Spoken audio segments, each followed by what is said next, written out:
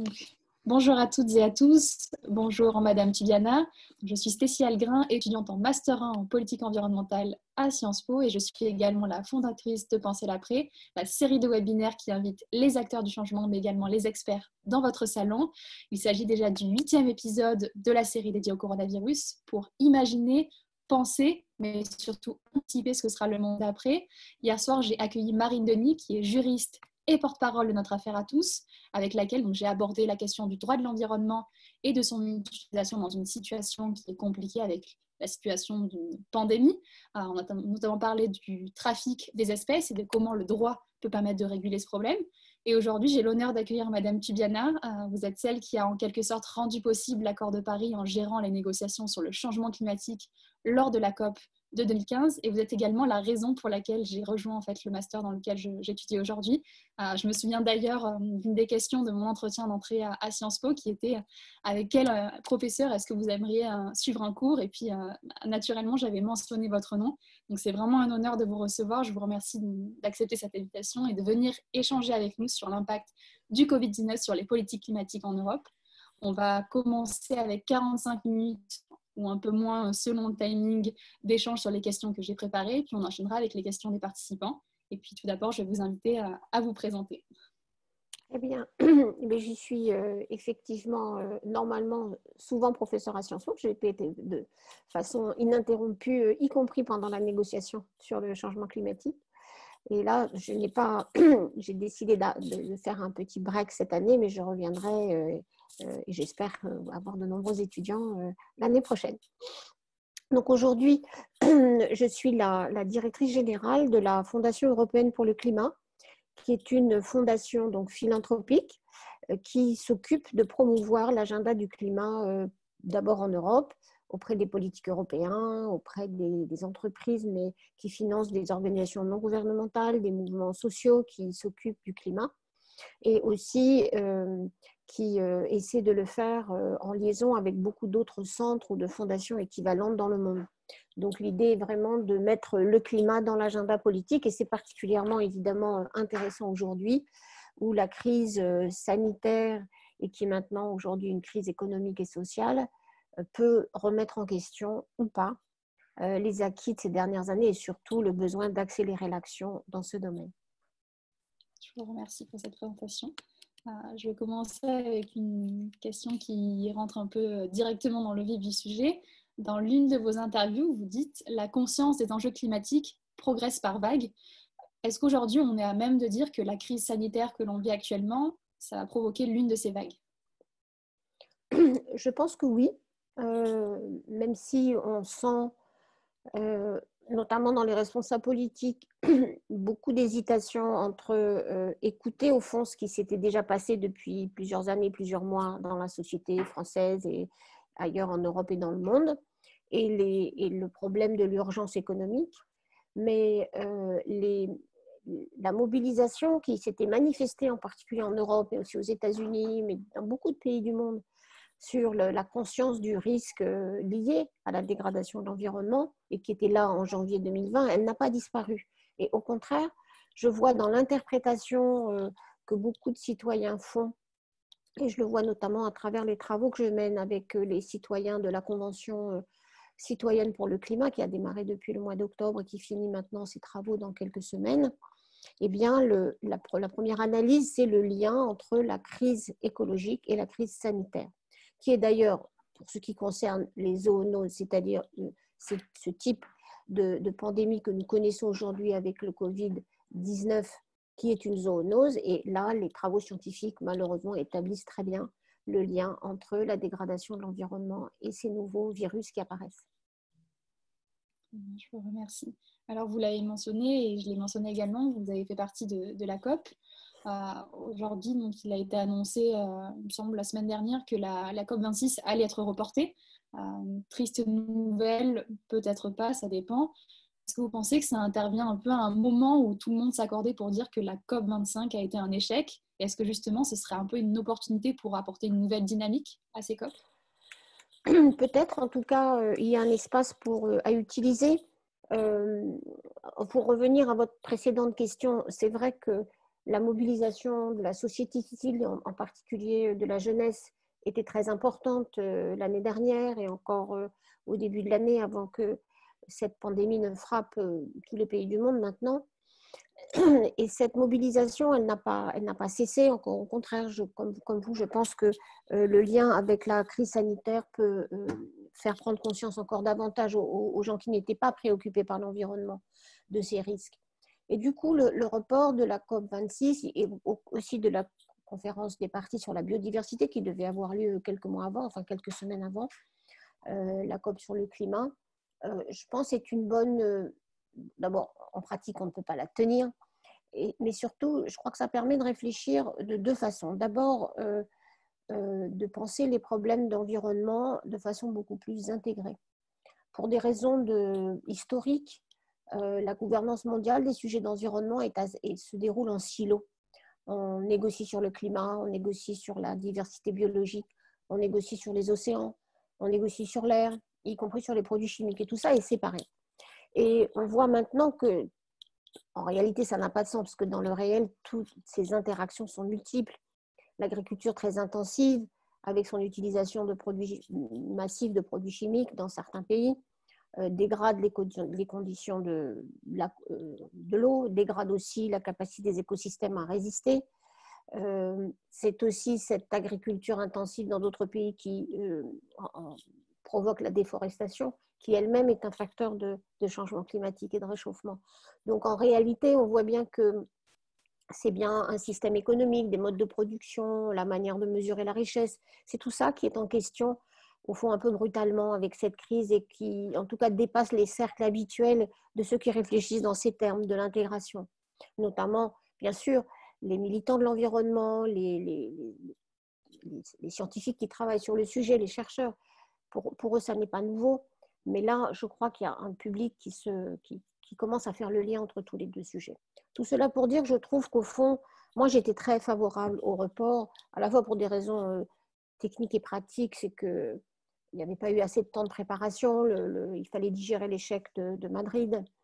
On a quand même encore cet énorme problème qui est la politique américaine, qui reste quand même un facteur extraordinairement déstabilisant, puisque un certain nombre de pays aimeraient suivre l'exemple des États-Unis, en tout cas de l'administration Trump, même si aux États-Unis, en revanche, il y a un mouvement massif de renforcement de l'action pour le climat.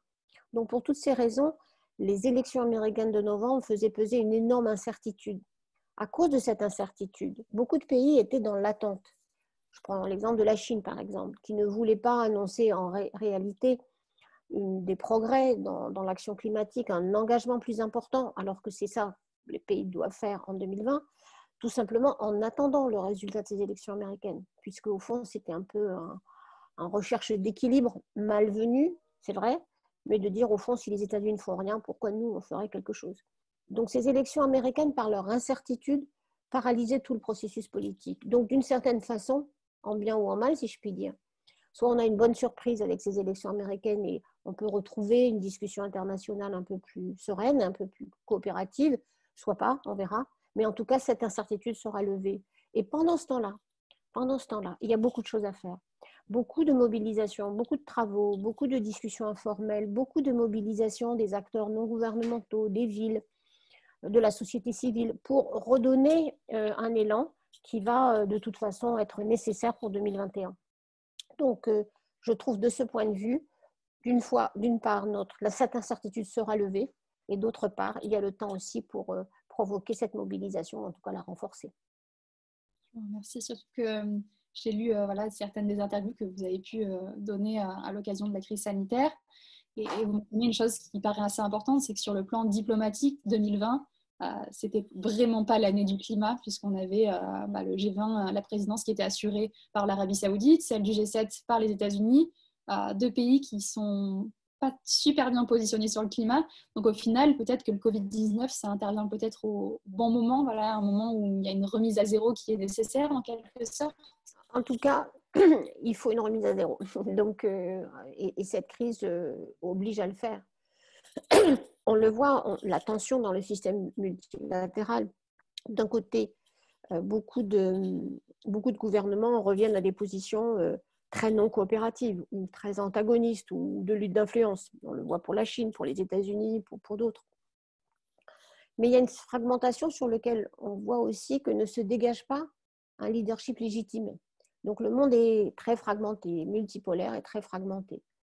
En même temps, il y a un grand besoin, on l'a vu sur toute la réflexion autour de l'Organisation mondiale de la santé, un grand besoin d'institutions solides qui permettent quand même, dans un monde perçu maintenant comme très dangereux, c'est plus la mondialisation heureuse, hein, on perçoit ces risques globaux, et au fond le besoin d'institutions qui permettent d'affronter ces risques et de les gérer. Donc on en revient d'ailleurs très bien à ce que disait Ulrich Beck dans cette société du risque. La maintenance de la perception permet de comprendre avec une vision très mondiale, très cosmopolite, qu'on est dépendants les uns des autres.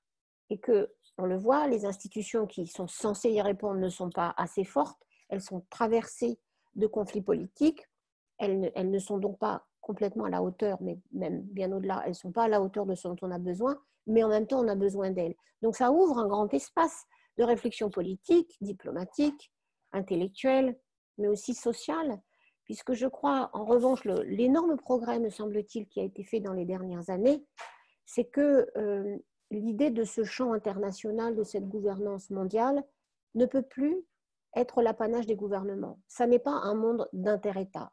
Bon, c'est trivial pour tous les étudiants que vous êtes, puisque vos professeurs vous l'enseignent tous les jours. Mais il faut se rappeler, on est dans cette société-là beaucoup plus complexe, et où, via les réseaux sociaux, mais aussi via les prises de parole des maires des grandes villes ou des patrons d'entreprises, eh bien, le champ mondial, il est beaucoup plus divers. Donc, il faut reconstruire aussi à partir de ce réel-là, pas réinventer la société des nations ou le monde d'après les accords de Bretton Woods. Il faut réfléchir à quelque chose d'entièrement, en tout cas, assez radicalement nouveau.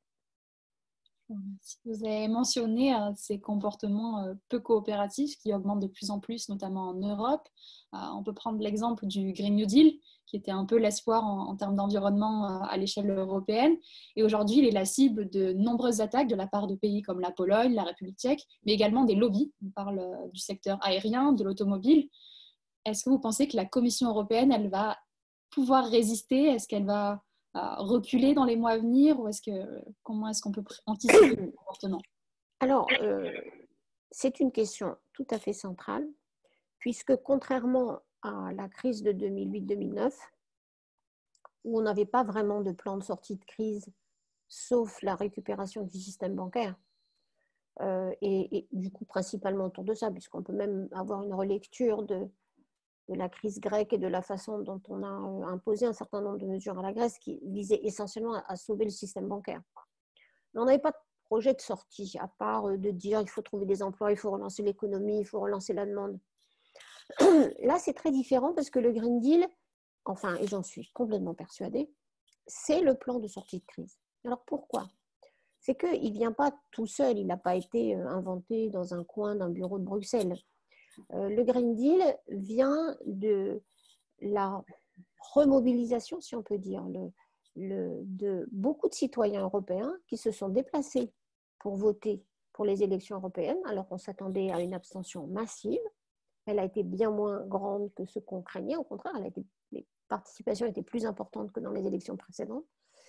Et ces citoyens se sont prononcés pour un verdissement des programmes, du côté conservateur comme du côté de la gauche ou des Verts ou des libéraux. Et c'est donc un Parlement européen assez différent qui a été élu aux élections européennes avec la conviction que pour durer ou pour être réélu ou qu'au fond leur mandat, mettait l'écologie quand même au centre d'un compromis de mandat de mandat de ce gouvernement de la Commission. C'est pour cela que très vite, dès les premiers jours, la Commission von der Leyen, et en particulier sa présidente, pour pouvoir être élue, enfin pouvoir passer avec succès son audition auprès du Parlement, a très rapidement, d'un discours assez traditionnel sur l'Union, passé à quelque chose qui mettait l'écologie, le climat au centre du projet de mandat. Alors, et ça, c'est une révolution, ça n'existait pas avant, mais c'est en fait l'évolution des sociétés européennes qui a provoqué ce Green Deal. Donc, si on suit cette analyse, Alors, on se dit que c'est encore une fois pas un projet de bureaucrate à Bruxelles, mais quelque chose qui répond, sans doute imparfaitement, à beaucoup de questions des sociétés européennes pour croire dans l'Europe. Donc, pour la Commission européenne, c'est une question de survie.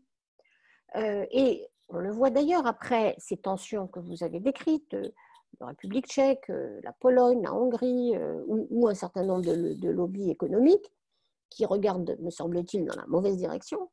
Les, les chefs d'État en Conseil européen se sont décidés à remettre ce Green Deal au centre de la politique de relance. Donc, de ce point de vue, il y a un accrochage politique solide. Et c'est pourquoi, d'ailleurs, les tentatives de revenir en arrière, qui sont évidemment importantes, elles se heurtent aussi à une grande division des acteurs qui voudraient enterrer ce Green Deal.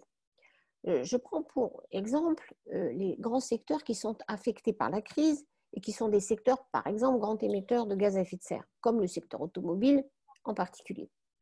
Eh bien, ce secteur automobile aujourd'hui, il est traversé par beaucoup de contradictions, beaucoup de divergences. On voit par exemple des entreprises en France comme Renault ou Peugeot qui n'ont pas toujours suivi la même ligne sur l'idée d'avoir un transport automobile zéro carbone, mais qui se sont alliés pour dire qu'ils ne voulaient pas de remise en question des obligations européennes qui allaient se finaliser et puis se renforcer l'année prochaine. Même chose pour certains constructeurs allemands. 68 entreprises ont, il y a 2 jours, à l'occasion du dialogue de Petersberg, qui est un grand dialogue sur le climat présidé par la chancelière Merkel, 68 entreprises ont dit on veut que les aides d'État du plan de relance, du plan d'urgence et de relance soient liées à des conditions de mise en œuvre de la transition écologique. Donc on a un univers politique et économique divisé sur la direction à prendre. Donc, le Green Deal n'est pas enterré, mais ça va évidemment faire le lieu de beaucoup de discussions et d'arbitrages, où là, encore une fois, je crois que tous les acteurs vont prendre leur part. Alors, ça va toucher tous les secteurs. Ça va toucher le secteur agricole, qui pour l'instant a voulu dire il ne faut pas qu'on change, on sait très bien ce qu'on fait, alors qu'on connaît les impacts écologiques de l'agriculture telle qu'elle est aujourd'hui. Mais c'est vrai pour le secteur de l'acier, c'est vrai sur le secteur automobile, et c'est vrai aussi pour le secteur aérien. Et on voit dans les négociations entre le gouvernement français et Air France, ça va débuter entre le gouvernement néerlandais et la compagnie KLM, qui est une compagnie sœur et associée. Eh bien, il va falloir trouver un compromis sur cette transition. Non pas, et poussée par qui? Par les autres acteurs, les parlementaires en France, mais aussi les associations environnementales et les autres acteurs du secteur. Donc, on a là un grand champ, là, pendant les 6 prochains mois, un très grand champ d'activité et de débat. Dans le discours un peu qui se tiennent entre les ONG et les politiques, il y a une crainte majeure aujourd'hui, c'est celle de retourner au monde d'avant, à l'anormal, comme certains le mentionnent. Est-ce que selon vous, il y a des mesures phares qu'il faudrait mettre en place pour éviter ça? Alors, il y a des mesures phares à ne pas prendre tout de suite. Et je vois, je lisais dans quelques journaux spécialisés le fait qu'on essaie de revenir sur les régulations du droit de l'environnement en France pour faciliter la mise en œuvre de projets. Vous savez, ces fameux projets dans le jargon bureaucratique, on dit ça, les projets shovel ready, là, où on pourrait vraiment sortir sa pelle et trouver un emploi. Et malheureusement, la première réaction du gouvernement début avril, ça a été de relâcher par exemple les études d'impact sur l'environnement. Si mes informations sont exactes, il faut que je les vérifie. Mais je pense que, pareil, je crois qu'on a fait disparaître certaines taxes sur les billets d'avion. Je pense que ça, c'est des mauvais réflexes. Donc, il ne faut pas les avoir. Il ne faut pas revenir. Et je vois d'ailleurs que le gouvernement, Bruno Le Maire, évidemment Elisabeth Borne, le gouvernement français, ont réaffirmé qu'on n'allait pas revenir sur les obligations. Ça a été ça la réponse à la lettre du MEDEF, de l'association des patrons d'entreprises français, qui voulait, probablement pas au nom de tous ses membres, je ne sais pas, demander des allègements ou des ralentissements de la mise en place de nouvelles obligations. Donc ça, ne pas faire. Il y a des choses à ne pas faire. Ne pas faire non plus, se précipiter sur le soutien des secteurs des énergies fossiles sans condition. Ne pas faire de mal, c'est aussi profiter des bas prix du pétrole pour enlever les subventions au pétrole là où on en a encore. Il y a un certain nombre de secteurs qui sont touchés par ça. Il faut voir comment on les accompagne, mais en tout cas, il n'y a pas de raison d'ajouter à un prix très bas du pétrole des soutiens. C'est aussi en fait accompagner ces entreprises qui ne vont pas évidemment devenir zéro carbone du jour au lendemain, ce n'est pas possible, mais assortir les discussions de soutien de plans qui soient au fond des vrais plans de survie à long terme de ces entreprises. Qui peut croire que le secteur automobile européen survivra s'il ne se lance pas de façon accélérée dans l'électrification de ses modèles? Personne ne peut penser que le moteur à essence sera là encore en 2030 ou 2035, alors que déjà les voitures chinoises vont arriver peut-être dans 1 ou 2 ans ou 3 ans, ça dépend des conditions commerciales, à un tarif, les véhicules électriques vont arriver à un tarif complètement compétitif par rapport aux voitures à essence. Donc, je crois qu'il ne faut pas faire d'erreur dans la direction. Alors, il y a des secteurs pour lesquels on voit déjà où aller, puisque les technologies sont là, le mouvement a déjà commencé. Il y a des secteurs plus compliqués comme le secteur aérien, on pourra y revenir tout à l'heure. Et donc, je suis pour engager, parfois quand on peut, des conditionnalités, parfois quand ce n'est pas possible à cause de la situation d'urgence, un débat, une discussion, notamment lorsque l'État devient un actionnaire, lorsqu'on rachète des parts, des actions pour soutenir les entreprises, que cet État actionnaire ait vraiment une stratégie dans l'entreprise qui soit celle de la décarbonation, par exemple, de ses activités. Pour le secteur aérien, je vois qu'il y a une discussion sur les vols intérieurs. Je trouve qu'elle est encore très modeste. Supprimer les vols intérieurs ou les réduire lorsque les trajets en train sont en dessous de 2h30, c'est quand même encore modeste. Je crois qu'on peut faire 3 heures ou 3h30 de train dans un monde qui va se digitaliser bien davantage, où les voyages vont quand même se restreindre. C'est ça l'avenir. Et donc, je pense que là, le gouvernement autrichien l'a fait, par exemple, avec sa compagnie aérienne. Il faut aller de l'avant. Et surtout, engager le secteur aérien s'il veut continuer son activité, au-delà de la diversification des offres de transport, à travailler vraiment sur l'innovation en matière de carburant, mais donc à mettre de l'argent dedans. Donc voilà les choses qu'il faut faire. Il faut aussi certainement, et c'est ça peut-être le plus central, ce Green Deal a besoin d'un programme d'investissement important, avec des économies qui aujourd'hui sont des situations très différentes dans le contexte européen. Des pays qui ont des niveaux d'endettement différents, des valorisations de leur dette et de leur économie différents, et qui ont des risques différents. Et là, c'est vrai que la grande discussion d'aujourd'hui, c'est est-ce qu'il y a des ressources additionnelles pour les fonds européens? Est-ce qu'il y a des programmes d'investissement communs? Est-ce qu'on mutualise, comme vous le savez sûrement, les dettes de ces pays qui vont être obligés de répondre par de la dette par rapport à la crise, peut-être en ouvrant d'abord peut-être, et c'est ma suggestion, ma recommandation, réfléchir sur à quoi va servir cet argent, peut-être avant de discuter du mécanisme financier. C'est en général l'inverse qu'on fait, mais là, puisqu'on a ce cadre du Green Deal, réfléchissons sur la mise en œuvre de ce Green Deal dans chaque pays pour discuter ensuite des instruments financiers dont on aura besoin. Je vous remercie. Il y a un autre concept que vous avez mentionné dans l'une de vos interviews, c'est les effets de verrouillage. Donc, c'est politique qu'on prend sur le moment et qui vont engager un peu toute la stratégie d'un pays à long terme. Est-ce qu'aujourd'hui, on peut dire que ces effets, ils sont pris en compte dans les politiques de financement, aussi bien à l'échelle de la France que de l'Europe? Pas complètement. C'est pour ça que plusieurs organes scientifiques, comme le Haut Conseil pour le climat auquel je participe, ou l'équivalent britannique ou l'équivalent allemand maintenant, réfléchissent sur le fait qu'il faudrait avoir à chaque grand projet d'investissement, une étude justement sur cet effet de verrouillage.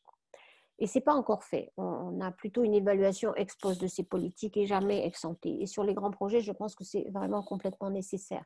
Ça peut se faire. Il y a maintenant aujourd'hui suffisamment de données pour qu'on comprenne que lorsqu'on crée, par exemple, qu'on développe de nouvelles infrastructures routières, il n'y a pas de miracle.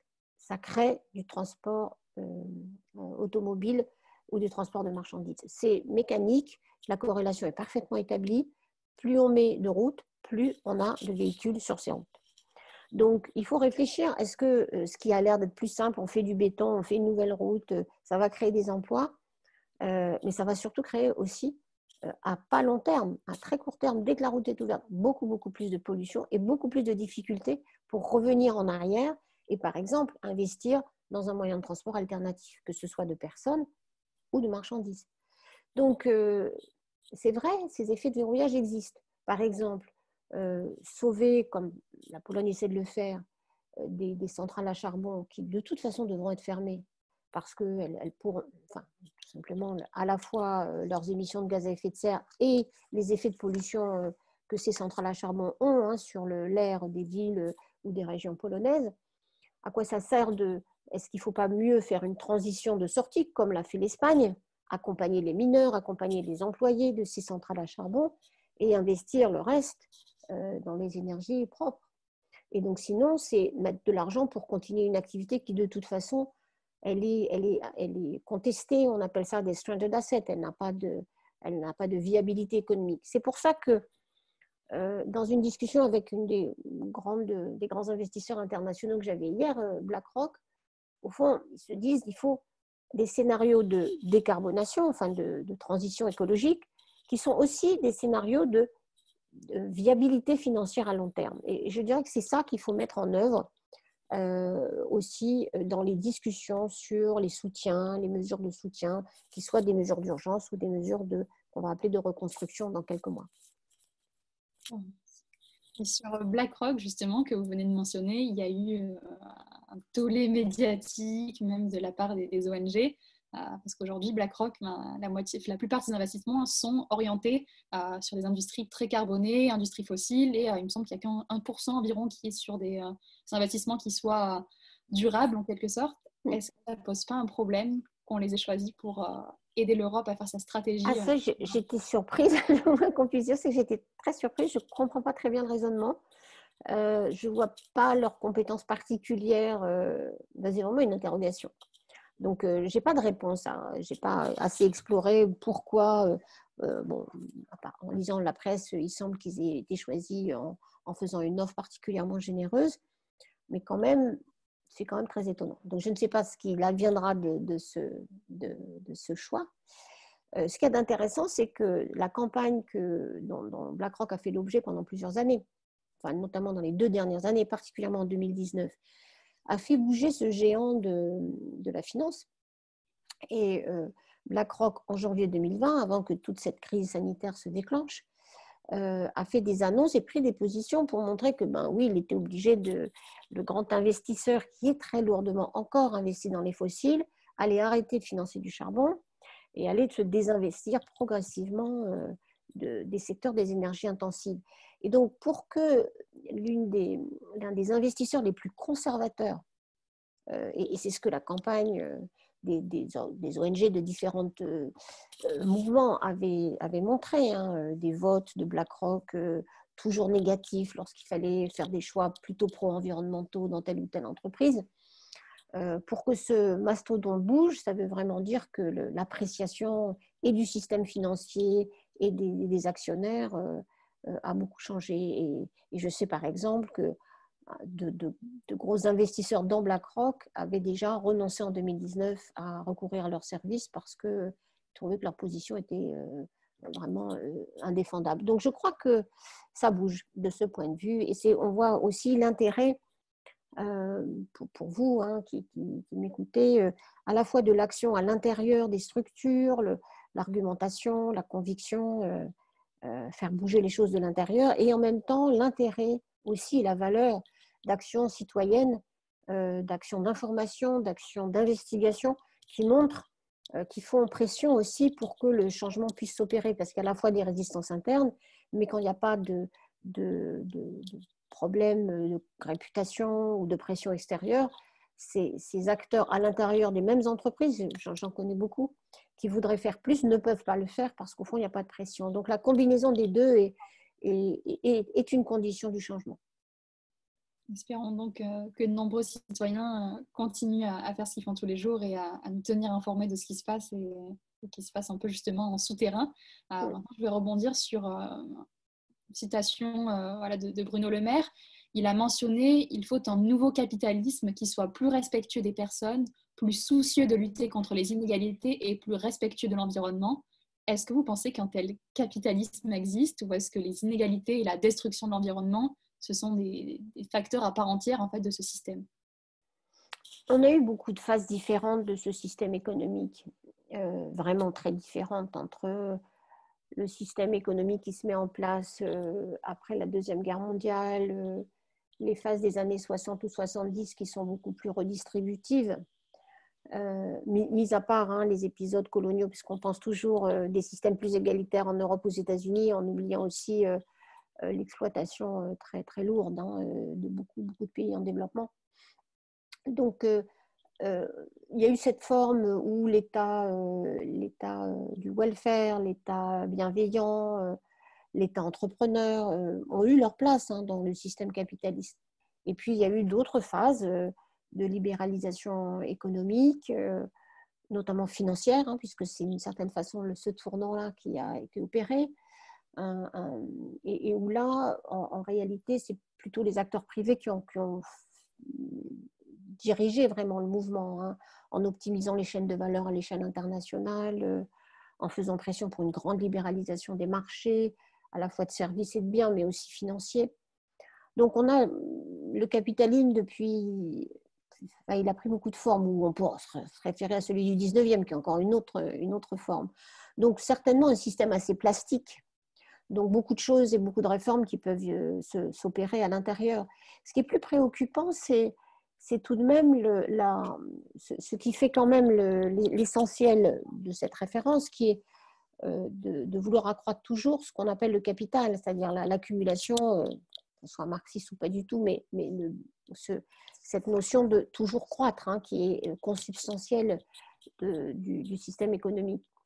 Et ça, soit on change la conception de la valeur, soit on change la conception de la richesse, soit en revanche, on va vers une impasse, puisque ce capitalisme, il est quand même dans ses formes plus sociales, dans ses formes plus régulées ou moins régulées, il est pour l'instant toujours un système économique d'extraction des ressources naturelles. Et celle-là, on a beau se raconter des tas d'histoires, mais il y a une limite. Et ces limites physiques, c'est ça qui est difficile pour ce système économique de les reconnaître. Alors, on a essayé de donner un prix à ces ressources pour essayer d'intégrer cette valeur de ces ressources naturelles dans le système économique, au fond, de façon un peu, je dirais, qui est cohérent avec la logique de ce système. Mais c'est bien difficile, on n'y arrive pas. Et on a toujours pour l'instant un système qui dévalorise ou qui sous-valorise énormément de ressources dont en réalité il dépend. Donc c'est en ça qu'il faut probablement avoir une pensée assez radicale. Je n'ai pas de solution, je n'ai pas de système miracle à proposer, mais en revanche, je crois qu'on ne peut pas se dire les réformes incrémentales, les réformes incrémentales, additionnelles, ça ne va pas marcher. Parce que depuis beaucoup d'années, beaucoup de gens essayent d'intégrer ces externalités, comme on dit dans notre langage, au système, et en fait, on n'y arrive pas. Et la surexploitation des milieux se poursuit, tout en s'accompagnant en plus d'une surexploitation sociale dans bien des cas. Encore une fois, avec des moments différents selon les rapports de force dans les sociétés. Donc, je crois que, je ne sais pas, est-ce qu'il faut appeler ça encore capitalisme, ou est-ce qu'il faut quelque chose d'assez quand même radicalement différent? Je pense que c'est le moment d'y réfléchir, en tout cas. Je vous remercie. Alors, ce système, aujourd'hui, il crée beaucoup d'externalités, comme vous l'avez mentionné, et l'une d'entre elles, c'est la pollution. Cette pollution, elle serait responsable d'environ 8,8 millions de morts par an. Le coronavirus, c'est environ un tiers, il me semble un peu moins. On n'en est pas encore là, encore. On n'est pas encore là, oui. Non.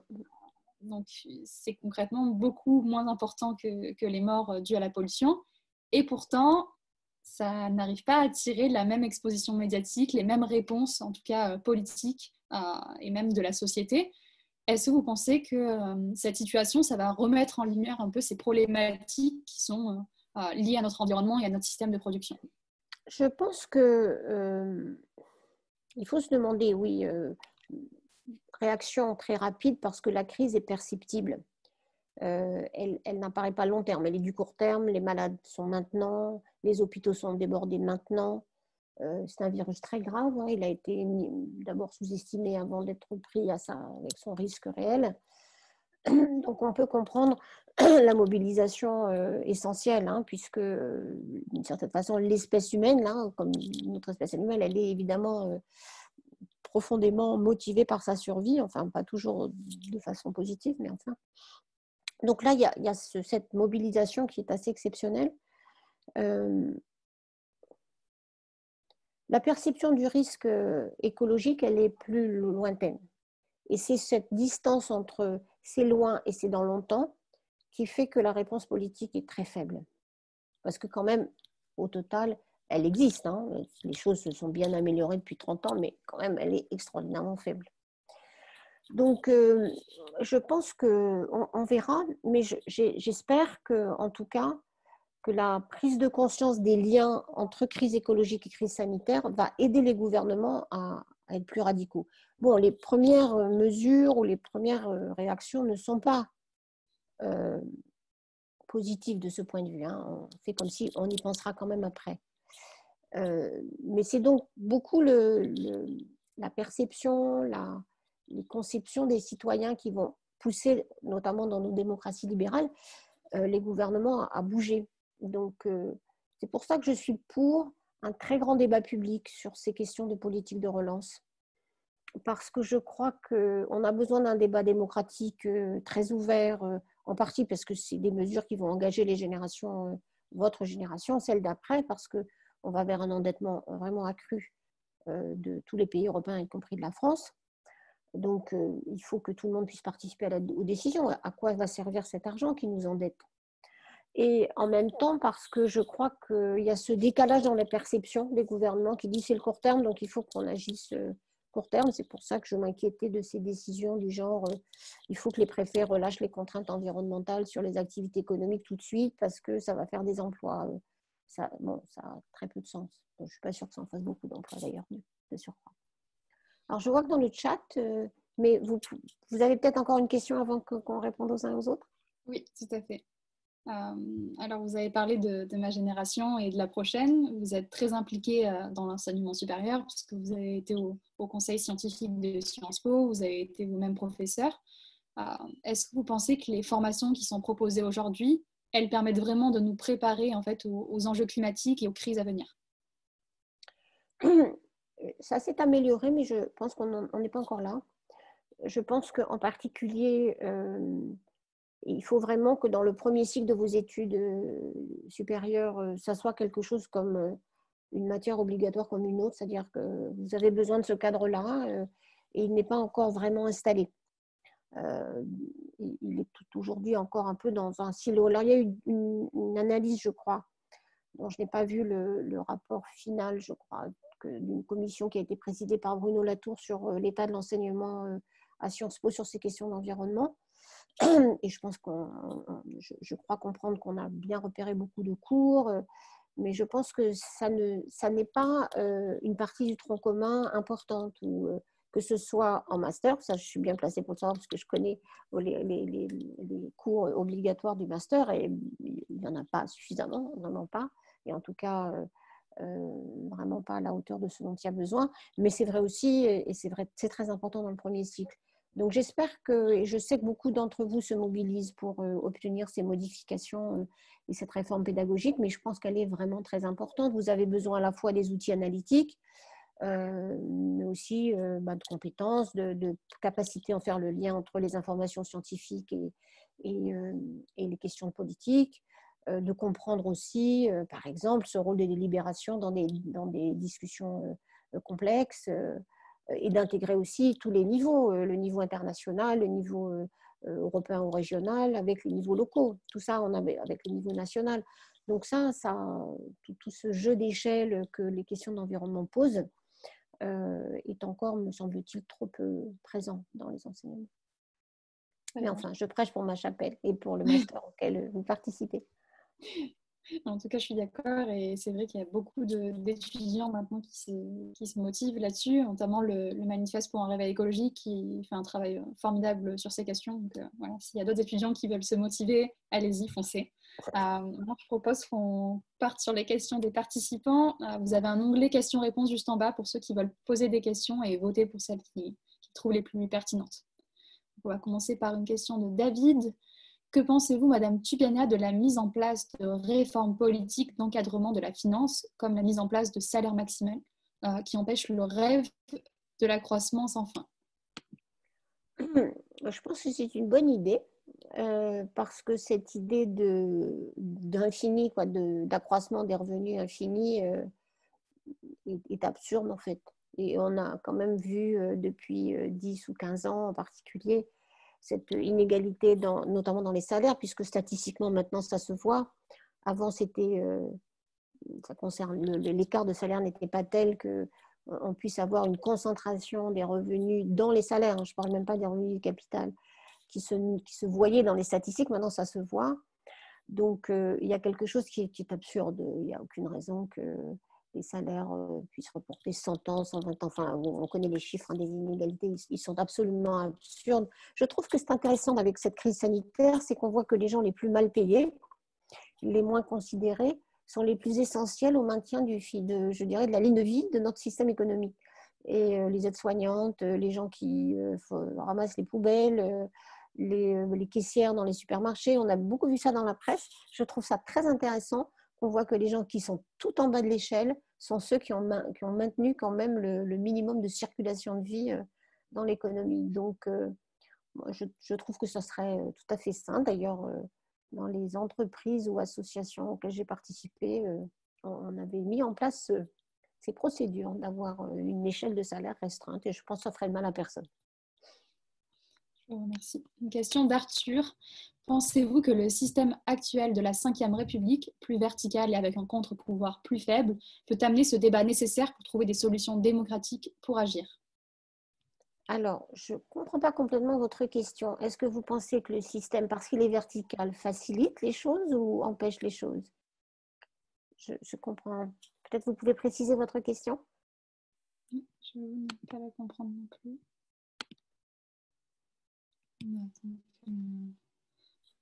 Attends, je vais poser une autre de mes questions. Au niveau de la politique, on sait en tant que femme, c'est plus compliqué de pouvoir monter et de pouvoir s'exprimer. Est-ce que vous auriez des conseils à ma génération, à des jeunes femmes qui souhaiteraient avoir un peu le même parcours que vous? Est-ce qu'il y a des choses à prendre en compte? Ne pas se mettre de limites à soi-même, ça me paraît important parce que parfois les interdits ou les difficultés viennent aussi du fait qu'on n'ose pas. Donc déjà, la première condition, c'est il n'y a pas de limite. Il y a pas enfin, il y a des limites éthiques, il y a des limites de... Et première chose. Deuxième chose, il faut vraiment réfléchir à ce dont on a envie comme jeune femme et qu'est-ce qui est important pour vous. Et c'est ça qui donne la solidité pour se battre, parce que de fait, il faut se battre. On est vraiment encore très loin, même si ça a changé, Dieu merci beaucoup, même si je le vois bien d'ailleurs dans les conversations ou dans les échanges avec des gens de votre génération, il y a beaucoup plus de respect mutuel et bon, on écoute les femmes qui parlent autant de plus en plus que les hommes. Mais dans le milieu professionnel, dans ma génération, alors ce n'était pas du tout le cas. Et donc, il faut être très sûr de où est-ce qu'on veut être, pas seulement en termes d'ambition, mais là où on pense que c'est important. Et donc, je pense que la meilleure recette, c'est la conviction. Et voilà, donc il faut bien savoir qu'est-ce qui vous tient à cœur et après, pas de limite. De très beaux conseils, je vous remercie. Nous avons une question de Jeanne. Bonjour Madame Tubana, merci pour votre intervention. Vous avez mentionné le changement stratégique de BlackRock qui traduit sans doute une meilleure prise de conscience de la part des investisseurs des risques liés au changement climatique. Pensez-vous que l'on peut avoir confiance dans la main invisible et une réorientation suffisamment rapide, spontanée des marchés vers les investisseurs verts? Est-ce qu'on doit laisser le marché en quelque sorte prendre conscience de ces enjeux? Non, je n'ai aucune confiance. Donc, on ne peut pas du tout y croire. Cette évolution des marchés est venue justement d'actions extrêmement organisées notamment à l'origine des mouvements d'ailleurs. Ce qui est très intéressant, c'est qu'un domaine tellement abstrait et globalisé comme la finance est finalement été sensible à beaucoup de signaux, y compris venant de mouvements citoyens. Ce n'est pas les seuls, mais le mouvement que 350.org de Bill McKibben a lancé sur le désinvestissement dans les universités américaines, il y a donc maintenant plus de 10 ans, a eu un effet considérable pour commencer à allumer des signaux d'alerte. Ensuite, évidemment, c'est aussi les analyses économiques qui ont suivi pour montrer que ces investissements allaient devoir être risqués. Et progressivement, des acteurs du système dominant, si on peut dire, hein, de la banque, ou des financiers, ou des gens qui avaient fait fortune, comme Michael Bloomberg, par exemple, l'ancien maire de New York, on a vu, ou Hank Paulson, qui a été secrétaire à l'économie, progressivement montrer qu'il y avait, si on commençait à percevoir ces signaux dans la société, ça devenait quelque chose de risqué. Et c'est ça qui a amené le début de régulation des marchés financiers, non pas qu'ils sont arrivés après 2009, parce que ça, ce n'était pas le même objectif, c'était plutôt la stabilité financière, mais plus récemment, où depuis 1, 2, 3 ans, il y a un certain nombre de gouvernements ou de banques centrales qui ont commencé à prendre des mesures de régulation. Mais sans elles, sans le fait d'essayer d'installer, quand on peut, des prix du carbone, sans mesure du risque que prennent ces investisseurs s'ils restent investis dans le secteur fossile, le marché ne délivrera pas ça. Parce que après, ils s'intéresseront surtout à leurs actionnaires et avoir 15% de rendement et pas les 5 ou 6% qui sont probablement plus raisonnables. Donc, ça ne peut pas marcher, mais c'est l'interaction des deux et l'interprétation des signaux politiques par les marchés qui fait la boule de neige positive, le cercle vertueux qu'on est peut-être en train de voir en ce moment. Je suis plutôt plus positive que je n'étais il y a 1 an là-dessus. Je vous remercie. Une question de Mathilde. Quelles actions concrètes une étudiante peut aujourd'hui entreprendre pour favoriser cette prise de conscience et le réveil écologique auprès et dans les entreprises, notamment celles qui, à l'heure actuelle, ont une économie dégringolante suite à la pandémie et comptent peut-être reprendre l'économie des énergies fossiles? Alors, comme étudiant et comme citoyen, vous pouvez faire beaucoup de l'information, des campagnes, d'abord s'informer, être sérieux aussi dans les arguments d'analyse, se connecter dans les réseaux, parce que tout seul, on ne peut pas faire grand-chose, mais à beaucoup, on peut faire beaucoup.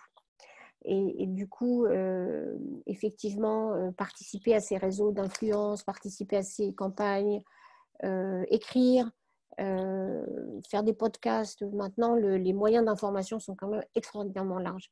Donc, il y a beaucoup à faire parce qu'encore une fois, c'est la combinaison de l'action entre l'intérieur du système. Hein, quand je parle de Bloomberg ou de Hank Paulson ou même aujourd'hui des gens qui travaillent à BlackRock, ça c'est l'intérieur.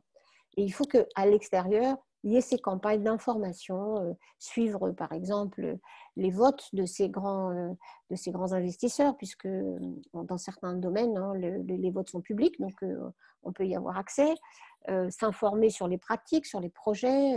L'information aujourd'hui, c'est vraiment le nerf de la guerre avec la communication, pas pour raconter des fausses histoires, mais pour raconter les vraies histoires. Et du coup, montrer en même temps, par la mobilisation des uns et des autres, que les changements sont possibles et les gouvernements peuvent avoir le courage de les mener. Donc, il y a beaucoup de choses à faire, plus l'engagement politique, si ça vous intéresse, parce qu'il ne faut pas laisser cela à des gens qui n'ont pas de conviction. Il faut au contraire, ceux qui ont des convictions acceptent de se livrer à cette tâche qui n'est pas facile, mais toujours très gratifiante, mais c'est les affaires de la cité, donc il ne faut pas les abandonner. Je vous remercie. Enfin, j'avais une dernière question. Est-ce que vous auriez un podcast, un livre ou même un film à conseiller aux participants? Alors, il y a beaucoup de choses et il y a beaucoup de livres.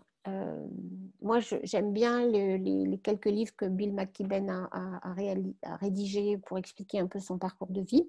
Il y en a plusieurs, mais donc, je peux en prendre l'un ou l'autre. Je trouve qu'il y a beaucoup de débats intéressants, parfois pas tous vraiment fondamentaux, mais dans tous les podcasts de ce qu'on appelle le monde d'après, comme celui que vous êtes en train de faire. Donc, j'ai trouvé que ceux sur France Culture étaient intéressants. Et puis,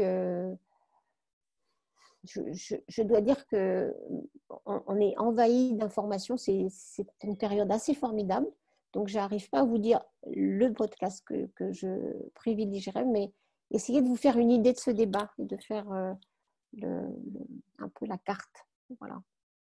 Je vous remercie. Cela marque donc la fin de ce 8e épisode. Merci beaucoup Laurence Tubiana d'être venue penser l'après-Covid-19 avec moi.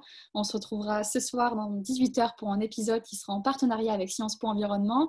Et cette fois-ci, on va accueillir donc Aurélie Trouvé, qui est la porte-parole d'Attaque, ainsi que Julien Bayou, secrétaire général d'Europe Écologie Les Verts. Je vous souhaite à tous un excellent après-midi et je vous remercie encore une fois, Madame Tubiana, pour votre participation. Merci, à très bientôt. Au revoir.